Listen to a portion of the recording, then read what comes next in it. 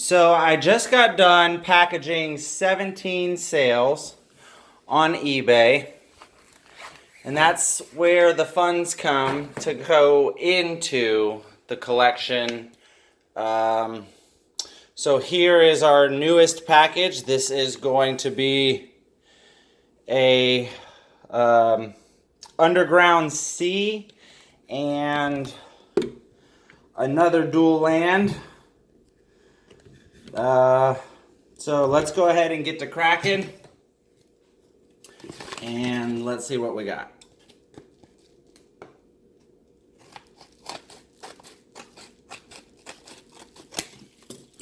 This is an eBay purchase.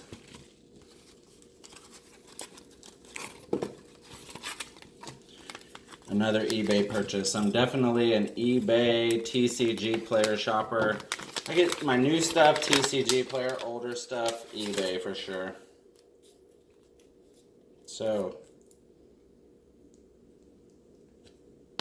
there we have it.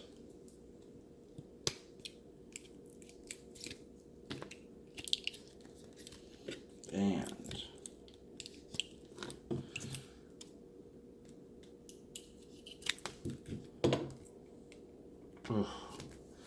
the two best dual lands in the game, probably. Let's get these out of cases.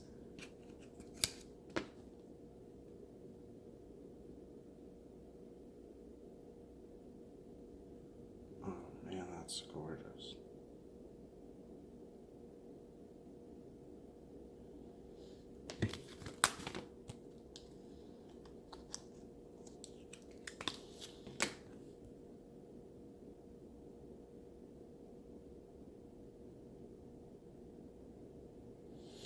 So, this is the same guy we've bought some of the power from, so we've kind of, become pen pals and talked a little bit. These two, typically you can't find these two cards in this condition. These are near mint for sure. This one is like untouched.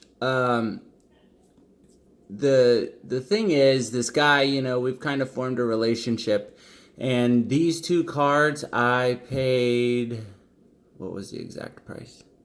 $5.15 plus $10, so $5.25. So I'd say $2.75 for this and $2.50 for this.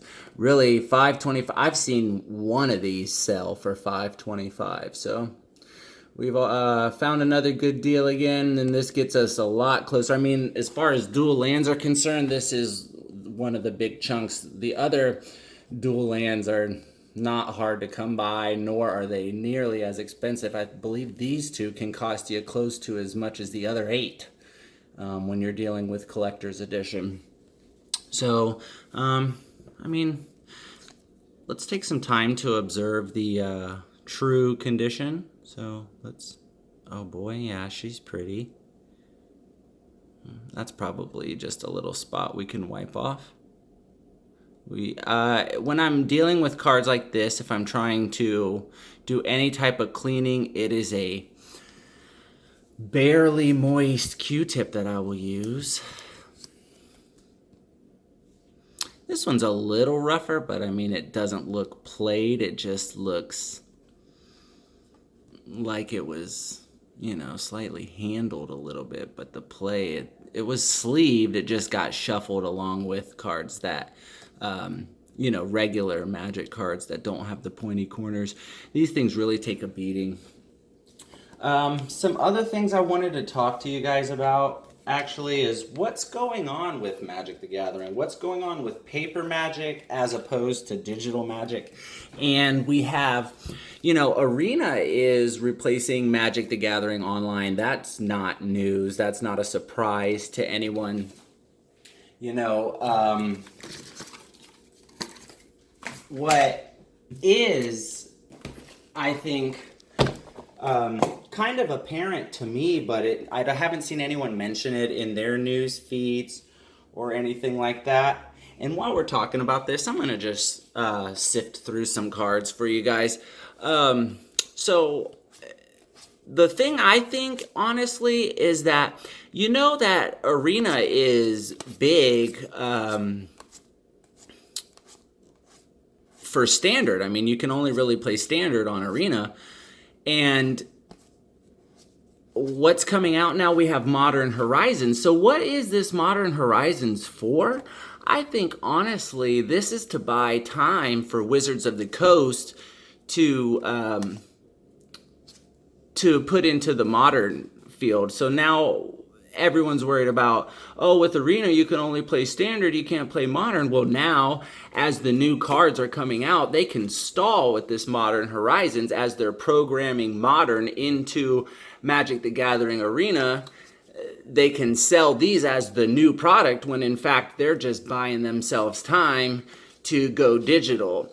Now, do I think they're going to just go primarily digital and leave the card world behind? I think that's to be determined. I think they are teetering back and forth, and it's not certain, exactly what's going to happen. I mean, there's major color variations with revised and beta. So this is beta and coloring, at least it's collector's edition, and this is revised. These are still maybe a little light, I don't know, but there's major color variations in revised. There are color variations in beta, but it just seems like the consistency was much better than revised. Revised is just like thrown together. They rushed that. So do I think honestly the community, everyone's like, oh, the community's so different, it's so different. And actually the community's still the same people. Like the people still playing seriously and competitively for the most part. Obviously there's new players who come along and get serious very quickly. But those are still the same people that have been playing the game for 20, 25 years. And they've just become adults. They've become grown-ups, and as you know, you have two types of Magic people. You have investors and collectors, and then you have players. And let's be honest, players have focused on playing the game, and they're really, really good at it, but they're broke, right? So that's why the LGS model just cannot survive, because players are broke and collectors, well, collectors, we're worried about 1%, 2%, 3%. So when you got a store with a markup of 15, 20, 30, 40% on a product, the collectors aren't going to come, but they're the only ones with money. And this is why Pokemon can make money, but Magic the Gathering cannot, because you have parents who come in for the children and will buy product, right? So I really just wanted to get a little bit of my 2 cents out there that, do I think Magic is going to collapse? I think it's to be determined, but I think that it will survive, at least as a digital format, and the card format could still survive. Even if it does ever collapse, it'll still be a good 10 to 20 years before something like that happens. So hope you guys appreciate my opinion and anything I wanted to talk about. So let's look back again at the opening that we got, the new cards this time. I mean, these are just gorgeous. I hope you guys enjoyed. Thanks a lot. Thanks for stopping by. Take care.